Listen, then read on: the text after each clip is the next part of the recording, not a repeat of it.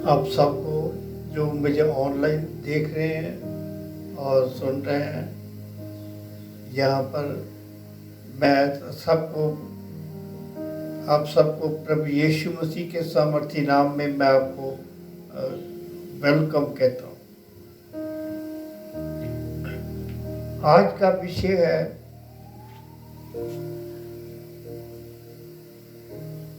कि परमेश्वर विश्वास के योद्धाओं को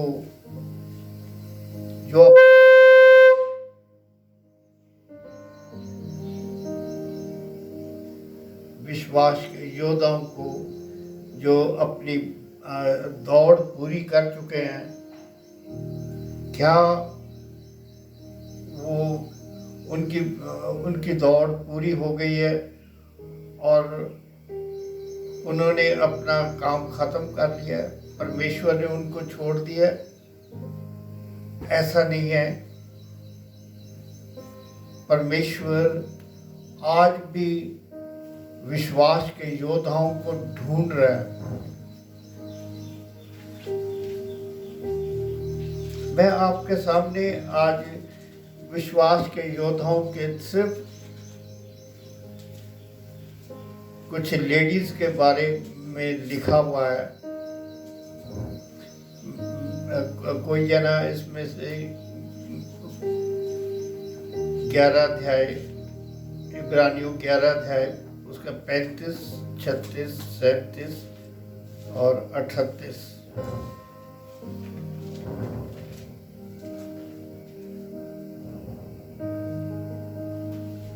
स्त्रियों ने अपने मरे हुओं को फिर जीवित पाया। कितने तो मार खाते खाते मर गए और छुटकारा ना चाहा, इसलिए कि उत्तम पुनरुत्थान के भागी हों। कहीं एक ठट्ठों में उड़ाए जाने और कोड़े खाने, वर्ण बांधे जाने और कैद में पड़ने के द्वारा परखे गए, पथराव किए गए, आरे से चीरे गए, उनकी परीक्षा की गई, तलवार से मारे गए। वे कंगाली में और कलेश में और दुख भोगते हुए, भेड़ों और बकरियों की खालें ओढ़े हुए इधर उधर मारे मारे फिरे, और जंगलों और पहाड़ों और गुफाओं में और पृथ्वी की दरारों में भटकते फिरे। संसार उनके योग्य ना था। हालेलुया। ये कौन सी स्त्रियां हैं जिन्होंने अपने मरे हुओं को, अपने मुर्दों को उन्होंने जिंदा पाया?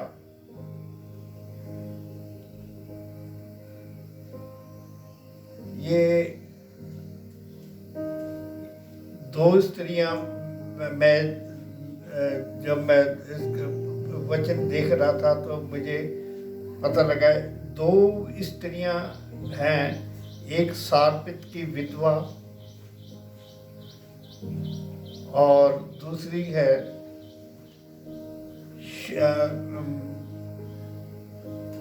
शोमनी औरत, शनीमी औरत। इनका जिक्र आया। ये आम मेरे और आपके जैसे ये स्त्रियां थीं जिन्होंने अपने मुर्दों को जिंदा पाया।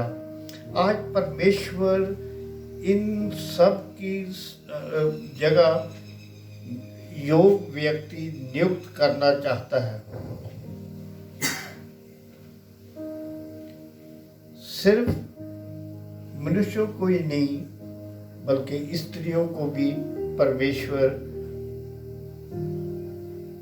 उनकी जगह भी परमेश्वर भरना चाहता है।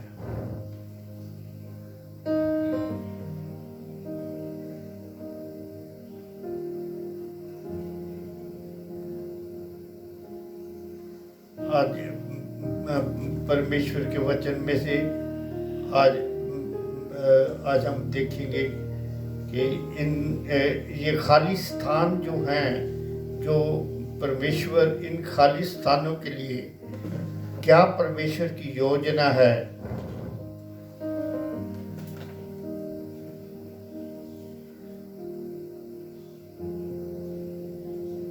वो जना पढ़े दूसरा तीमुथियुस 4 अध्याय 7 और 8 वचन।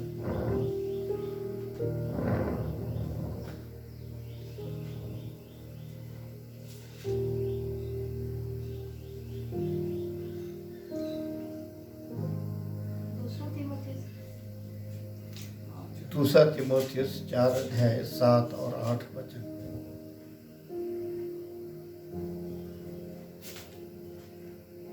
मैं अच्छी कुश्ती लड़ चुका हूँ, मैंने अपनी दौड़ पूरी कर ली है, मैंने विश्वास की रखवाली की है।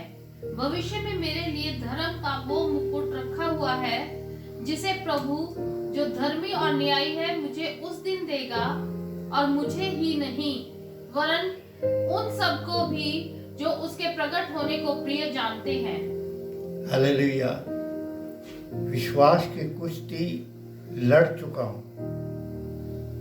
परमेश्वर आज भी ऐसे विश्वास के योद्धाओं को ढूंढ रहा है जिनका अधर्म दूर हो गया है, पाप क्षमा हो गए हैं और विश्वास के योद्धा हैं, विश्वास के योद्धा कहलाने के योग्य हैं। इब्रानियों 12 अध्याय के पहले वचन में लिखा है कि इस कारण जब कि गवाहों का ऐसा बड़ा बादल हमको घेरे हुए है, तो आओ हम भी हर एक बोझ को और हर उलझाने वाले पाप को दूर करके उस दौड़ में सब्र से दौड़ें जिसमें हमें दौड़ना है।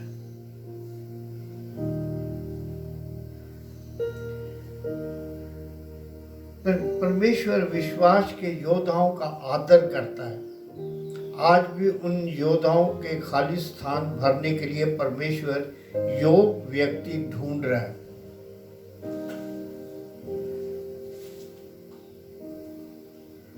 क्या वो विश्वास के योद्धा जिनकी जगह खाली हुई है वो विश्वास की बाजी हार गए? बिल्कुल नहीं, बल्कि उन्होंने अपनी सेवा बहुत ही विश्वास योग्यता से निभाई है। इस खाली स्थान को कोई मनुष्य नहीं भर सकता, बल्कि ये परमेश्वर आप ही भरता है और अपने समय से भरता है। फर्ज कीजिए किसी की जूती का नंबर 10 है, तो उसमें 7 या 8 या 9 नंबर उसमें फिट नहीं आएगा, उसमें 10 नंबर ही आएगा।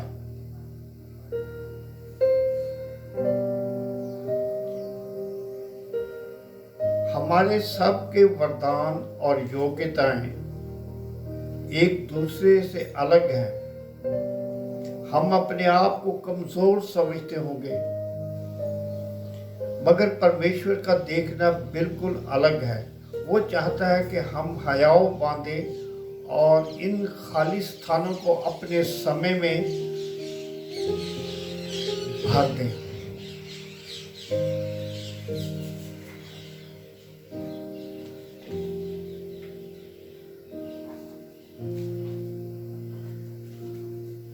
यहोशू भी अपने समय में मूसा की जगह नियुक्त किया गया। परमेश्वर ने यहोशू को, जो नून का बेटा था, कहा। यहोशू 1 अध्याय उसका 1 वचन से लेकर 9 वचन तक।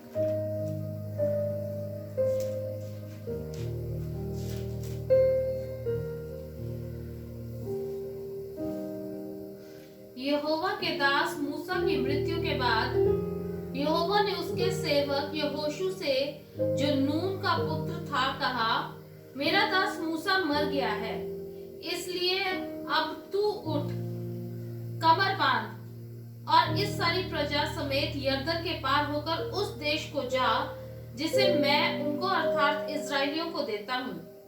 उस वचन के अनुसार जो मैंने मूसा से कहा, अर्थात जिस जिस स्थान पर तुम पांव धरोगे वो सब मैं तुम्हें दे देता हूँ। जंगल और उस लबानोन से लेकर फरात महानद तक और सूर्यास्त की ओर महासमुद्र तक हित्तियों का सारा देश तुम्हारा भाग ठहरेगा। तेरे जीवन भर कोई तेरे सामने ठहर ना सकेगा। जैसे मैं मूसा के संग रहा वैसे ही तेरे संग भी रहूंगा, और ना तो तुझे धोखा दूंगा और ना तुझको छोड़ूंगा। इसलिए हियाव बांधकर दृढ़ हो जा, क्योंकि जिस देश के देने की शपथ मैंने इन लोगों के पूर्वजों से खाई थी, उसका अधिकारी तू इन्हें करेगा।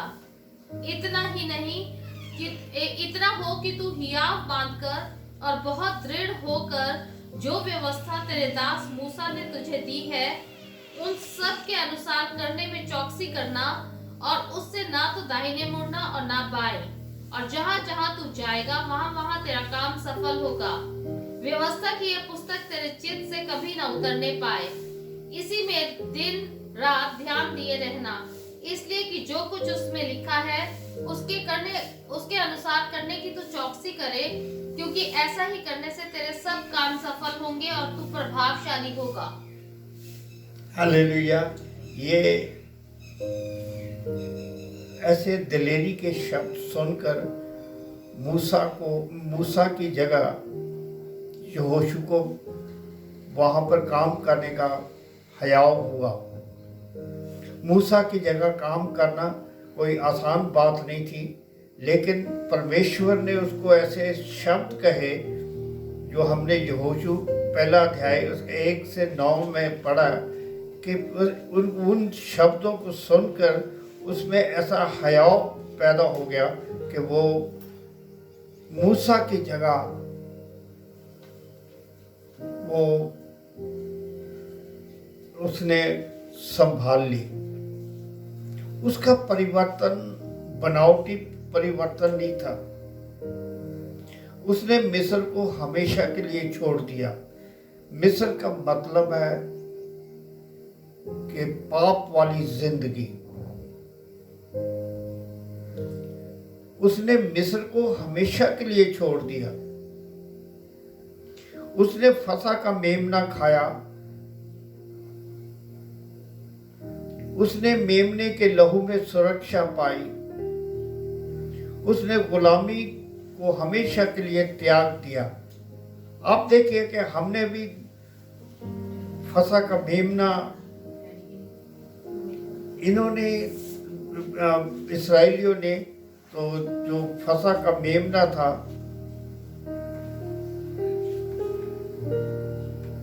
वो खाया और उसमें उसको सुरक्षा पाई। और मेमने के लहू में उनको उसने सुरक्षा पाई, और उसने गुलामी के घर को हमेशा के लिए छोड़ दिया। उसने मूसा के प्रेरणा देने वाले शब्द सुने जब इस्राएली मिस्रियों से बहुत डरे हुए थे।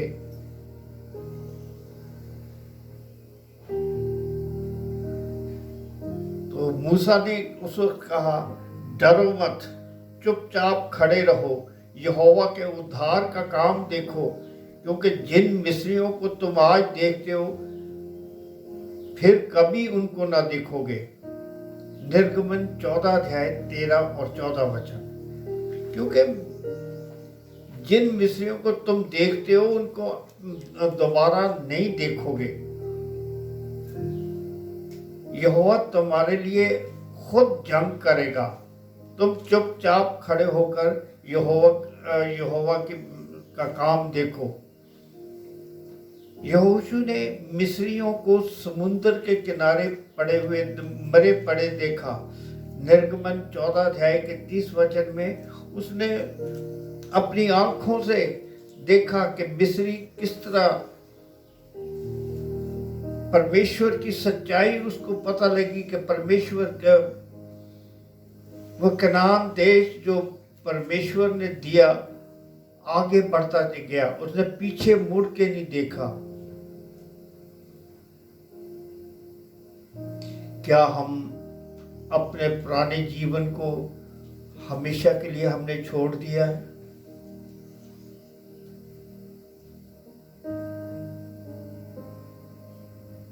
यहोशू ने एक दफा अपने पुराने जीवन को छोड़ा और दोबारा पीछे मुड़ के नहीं देखा। यीशु मसीह हमारे पापों के लिए उसने अपने आप को दे दिया और हमारे परमेश्वर पिता की मर्जी के अनुसार हमें वर्तमान बुरे संसार से छुटकारा दिया।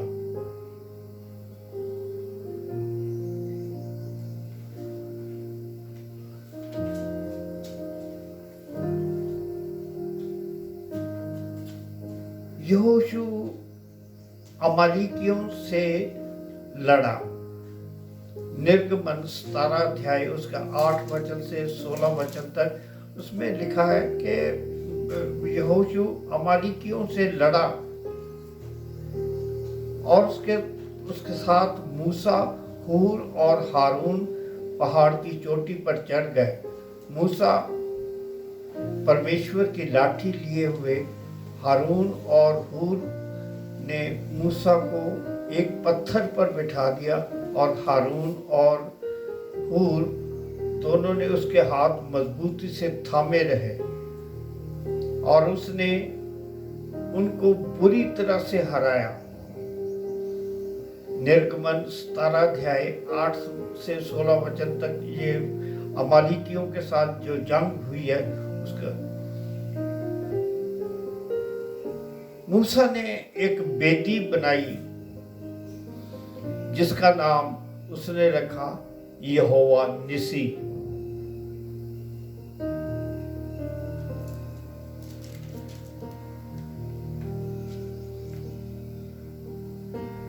जिसका अर्थ था कि यहोवा अमालेकियों से पीढ़ी तक जंग करता रहेगा।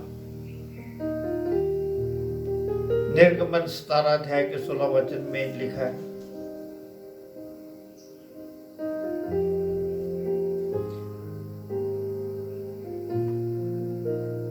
परमेश्वर ने साउल राजा को भी अमालेकियों से जंग करने के लिए भेजा।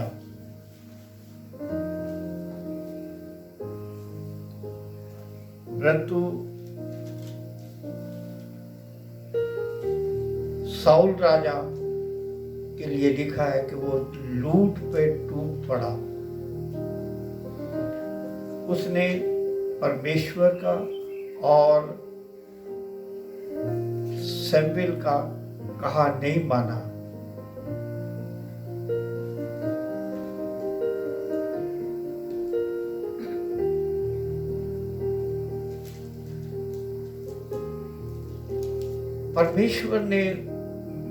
परमेश्वर का संदेश जो है वो शमूएल ने उसको दिया। पहला शमूएल 15 अध्याय उसका 22 से 22 और 23 वचन।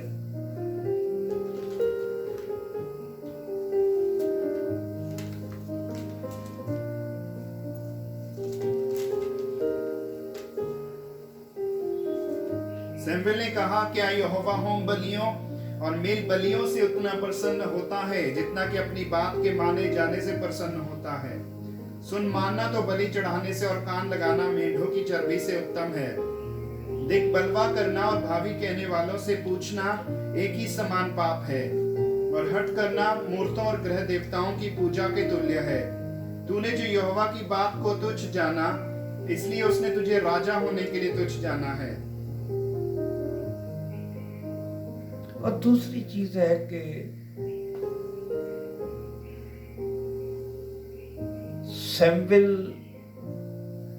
उसने शमूएल का आदर नहीं किया।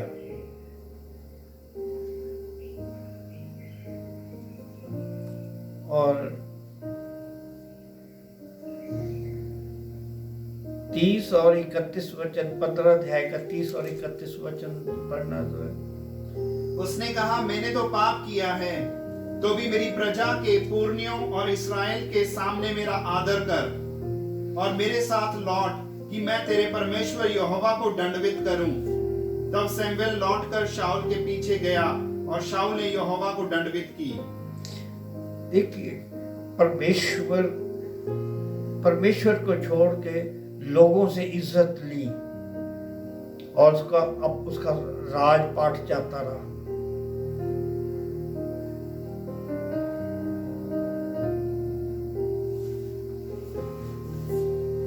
यहोशू मूसा के साथ इतना समर्पित था कि जब मूसा मिलाप वाले तंबू से बाहर जाता तो ये नौजवान यहोशू मिलाप वाले तंबू से बिल्कुल भी बाहर नहीं जाता था।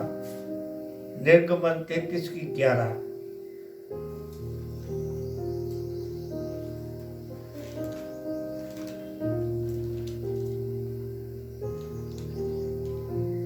यहोवा मूसा से इस प्रकार आमने सामने बातें करता था जिस प्रकार कोई अपने भाई से बातें करे।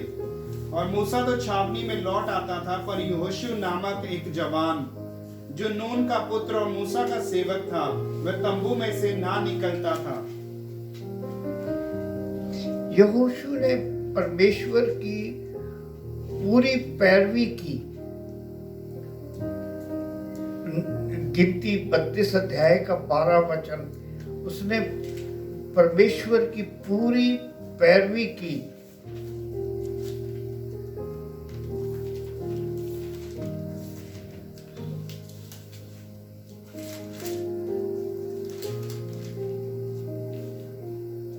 परंतु यपुन्ने, कंजी का पुत्र कालेब और नून का पुत्र यहोशू, ये दोनों जो मेरे पीछे पूरी रीति से हो लिए हैं, ये उसे देखने पाएंगे। पूरी रीति से। आज परमेश्वर आधी रीति से नहीं, पूरी रीति से वो चाहता है कि लिखा है कि उन्होंने, यहोशू ने पूरी रीति से परमेश्वर की पैरवी की।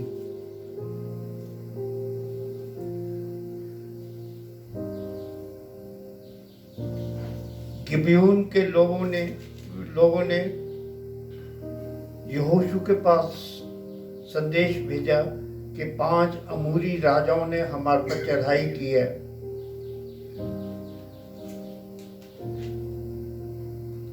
तू जल्दी कर। और यहोशू जब जा रहा था तो परमेश्वर ने उसे कहा, उन अमूरी राजाओं से मत डर, क्योंकि मैंने उन 5 अमूरी राजाओं को तेरे बस में कर दिया है। यहोशू 10 अध्याय के 8 वचन में लिखा है। परमेश्वर हमारे अधीन कर देता है जब हम परमेश्वर की आज्ञा का पालन करते हैं। कोई भी हमारे सामने खड़ा नहीं रह सकता। परमेश्वर कभी बदलता नहीं।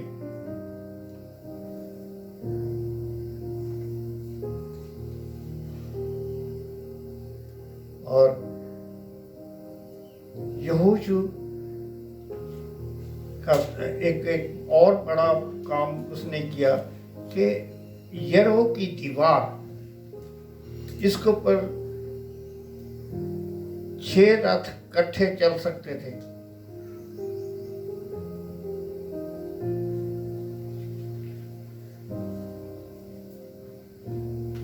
परमेश्वर 6 अध्याय के यहोशू 6 अध्याय के 2 वचन में लिखा है कि मैंने यरीहो के राजा को और वहां के लोगों को तेरे हाथ में कर दिया।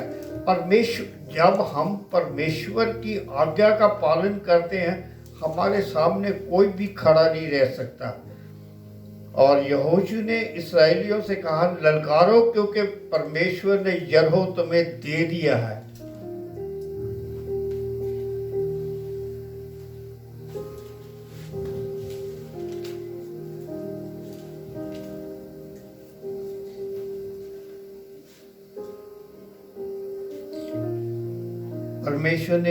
परमेश्वर यहोशू को बुला के उसने कहा कि मेरा दास मूसा मर गया, तो उसकी जगह नियुक्त हो।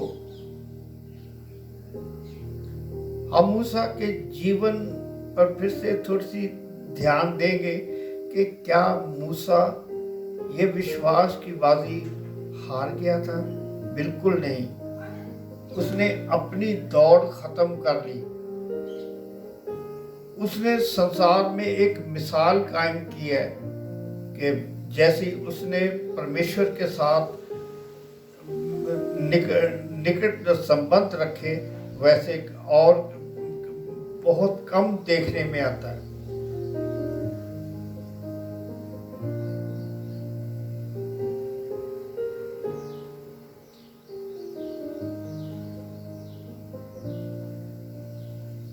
इसराइलियों को वायदा किए हुए देश में ले जाना कोई आसान काम नहीं था।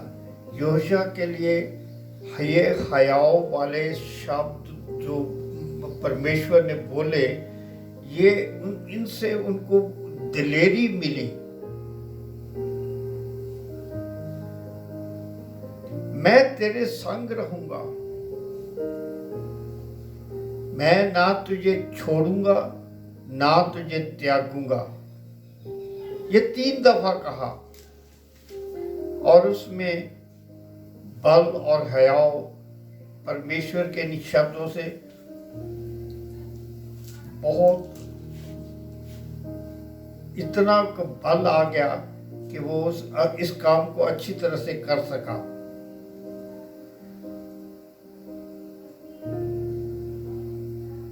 व्यवस्था की ये पुस्तक तेरे चित्त से अलग ना होने पाए, इसमें दिन रात ध्यान दिए रहना। यहोशू एक ऐसा व्यक्ति था जिसको पहली दफा बाइबल परमेश्वर का वचन नसीब हुआ और किसी के इससे पहले किसी के पास परमेश्वर का वचन नहीं था।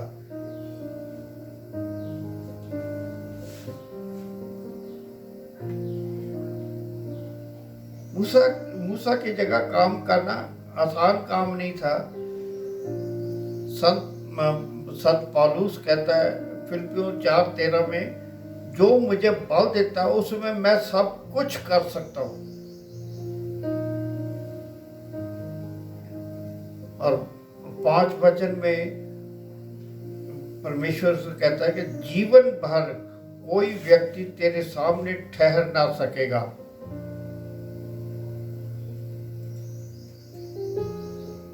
ये बहुत शक्तिशाली शब्द थे जो परमेश्वर ने यहोशू को कहे।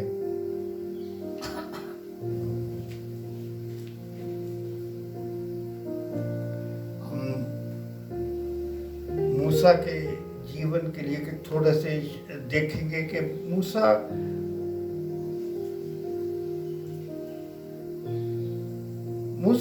2 दफा पहाड़ पर परमेश्वर के साथ रहा, 40 दिन और 40 रात।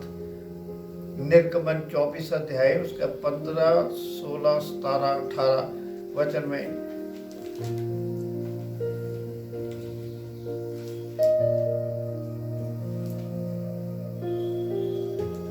तब मूसा पर्वत पर चढ़ गया और बादल ने पर्वत को छा लिया।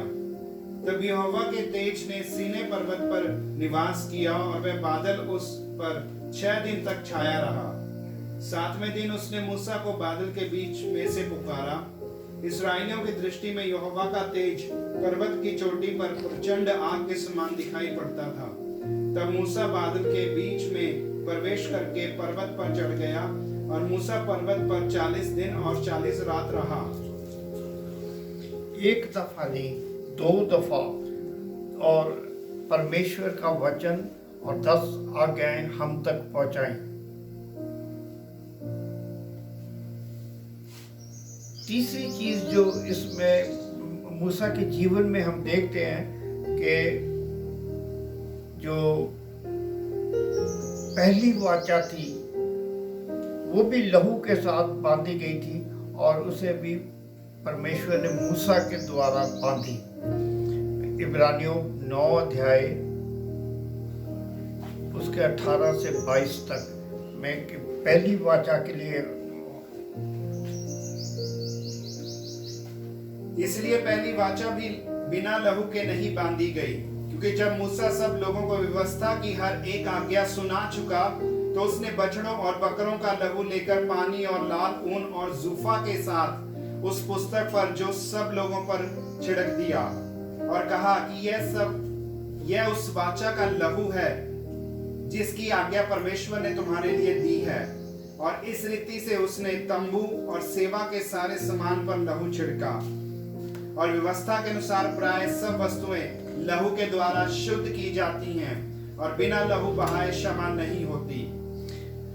मूसा पृथ्वी, अगली चौथी चीज जो है मूसा पृथ्वी भर के सब लोगों से ज्यादा हलीम और निम्र था। ये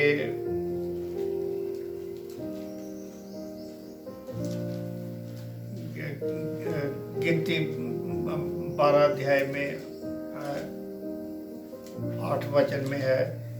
तो मैं आपको बताना चाहता हूँ कि यहोवा अगर हम नीति वचन 22 अध्याय के 4 वचन में देखें तो निम्रता और यहोवा का भय का फल क्या है। 3 चीजें मिलती हैं। निम्रता यहोवा का भय मानने का फल है। धन, महिमा और जीवन, 3 चीजें।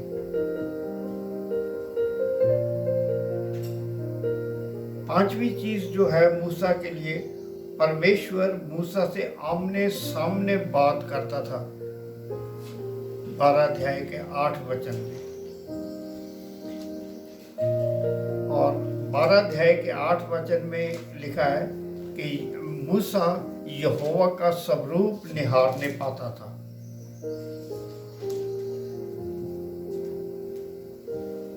उससे मैं गुप्त रीति से नहीं परंतु आमने सामने प्रत्यक्ष होकर बातें करता हूँ, और वह यहोवा का स्वरूप निहारने पाता है। बस 7 वचन में भी देखें कि वो विश्वास योग्य था।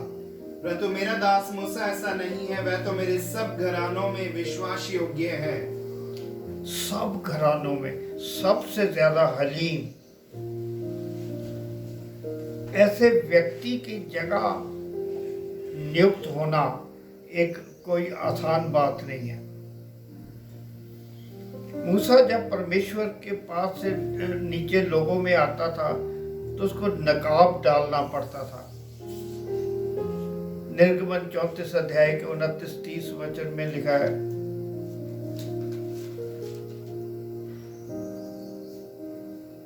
जब मूसा साक्षी की दोनों तख्तियां हाथ में लिए हुए सीने पर्वत से उतर रहा था, तब यहोवा के साथ बातें करने के कारण उसके चेहरे से किरणें निकल रही थी, परंतु वह ये नहीं जानता था कि उसके चेहरे से किरणें निकल रही हैं। जब हारून और सब इस्राएलियों ने मूसा को देखा कि उसके चेहरे से किरणें निकल रही हैं, तब वे उसके पास जाने से डर गए। हालेलुया।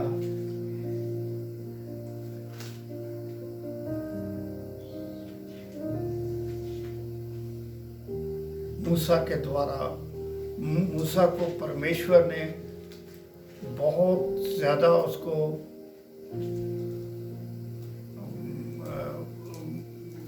उसके परमेश्वर ने अपने कि वो उसको परमेश्वर ने अपनी लाठी दी थी जिसके द्वारा वो बहुत काम करता था।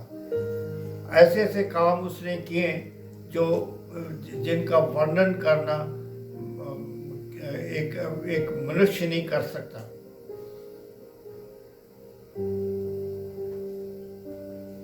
पहली उसने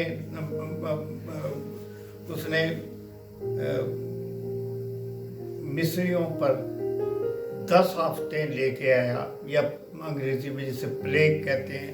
पहली प्लेग थी खून बना दिया, उनके चश्मे पानी के वो पानी नहीं पी सके। निर्गमन 7 अध्याय 21 से 25 तक। और दूसरा मेंढकों की आफत। ये इतनी बड़ी आफत थी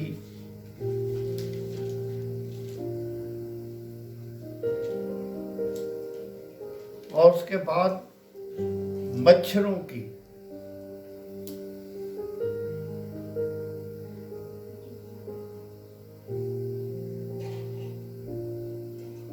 और सबसे बड़ी बात यह है कि जब फिरौन ने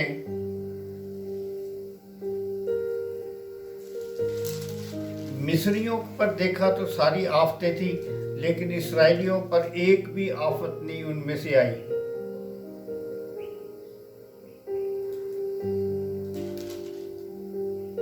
पांचवी आफत जो है उनके जानवरों पर मरी भेजी। लेकिन लिखा आप पढ़ सकते हैं कि निर्गमन 9 अध्याय 3 से 6 कि इसराइलियों का एक जानवर भी नहीं मरा।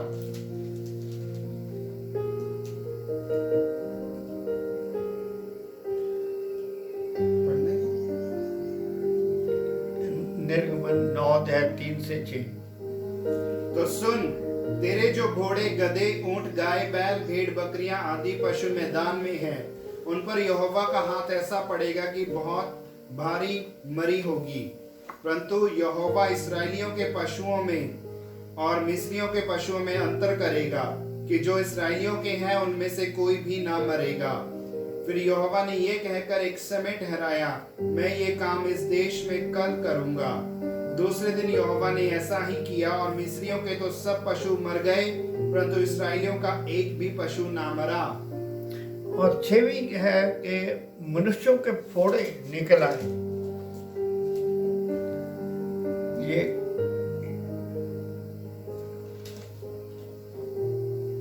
3 से 9 अध्याय 3 से 6।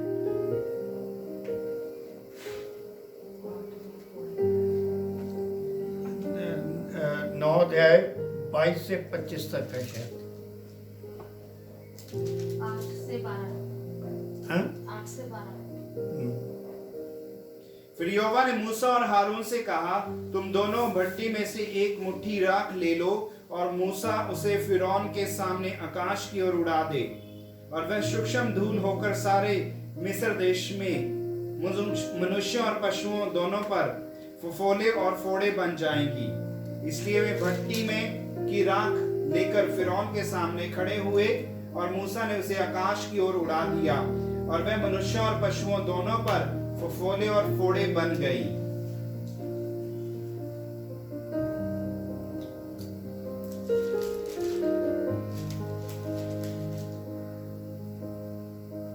आठवीं थी समस्या आफत 10 अध्याय 4 से 7। इसमें टिड्डी दल जो है वो इस तरह छा गया कि सब जगह सारे दरख्त, सारी फसलें टिड्डी दल खा गया। और 9वां है एक ऐसा अंधेरा जिसे टटोल सकते थे। 9वीं 10 अध्याय उसका 21 से लेके 23 तक। फिर यहोवा ने मूसा से कहा, अपना हाथ आकाश की ओर बढ़ा कि मिस्र देश के ऊपर अंधकार छा जाए, ऐसा अंधकार की टटोला जा सके। तब मूसा ने अपना हाथ आकाश की ओर बढ़ाया और सारे मिस्र देश में 3 दिन तक घोर अंधकार छाया रहा। 3 दिन तक ना तो कोई किसी को देख सका और ना कोई अपने स्थान से उठा, परंतु सारे इस्राएलियों के घरों में उजियाला रहा। हालेलुया।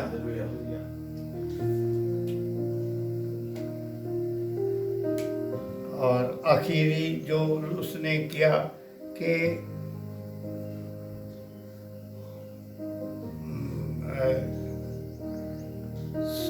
मिस्र के सब पहलौठे उसने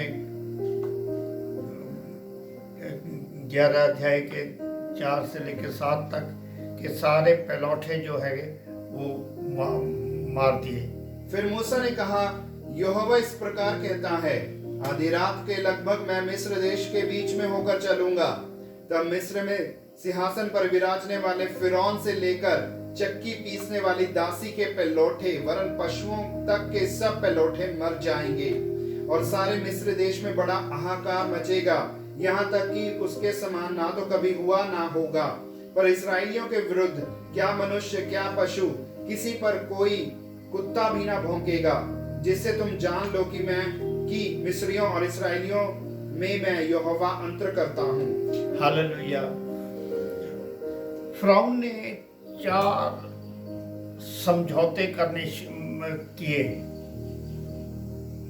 4 समझौते किए, लेकिन मूसा ने 4 में से कोई भी समझौता के साथ वो सहमत नहीं हुआ। पहला समझौता था 8 अध्याय 25 से लेकर 27 तक, इस देश में ही रहो और अपने परमेश्वर के लिए बलिदान इसी देश में करो। 8 अध्याय 25 से 27।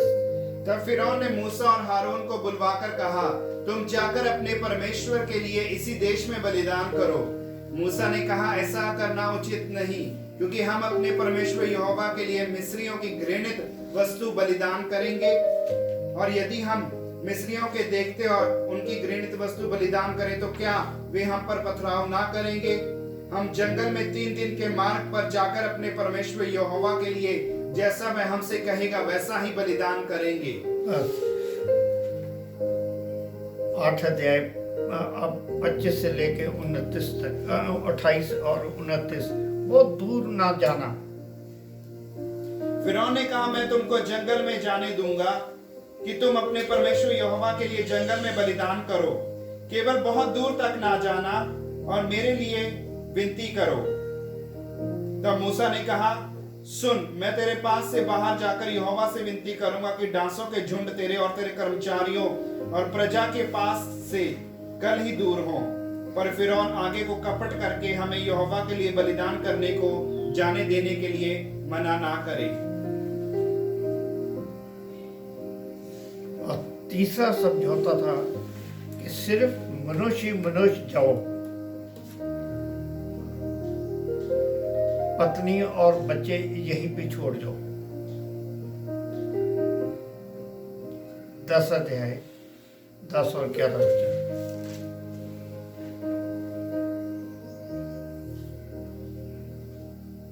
उसने इस प्रकार उनसे कहा, यहोवा तुम्हारे संग रहे, यदि मैं तुम्हें बच्चों समेत जाने देता हूं। देखो, तुम्हारे मन में बुराई है, नहीं, ऐसा नहीं होने पाएगा।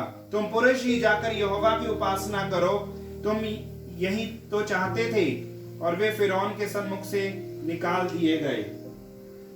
और आखिरी समझौता था 10 अध्याय 24 और 25 वचन। बस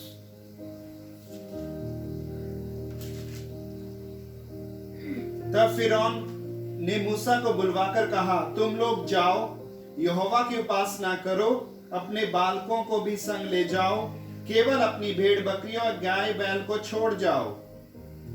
हालेलुया। इन किसी भी समझौते को पर साथ मूसा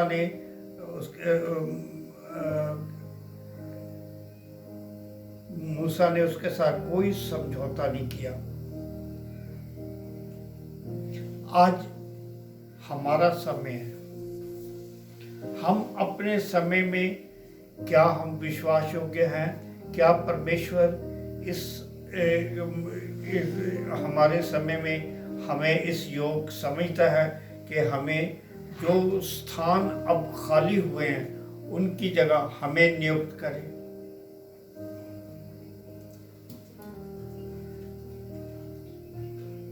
परमेश्वर करे कि हम ऐसी स्थानों में नियुक्त करें। परमेश्वर हमें इस योग समझे कि हम भी उनकी जगह नियुक्त हो सके।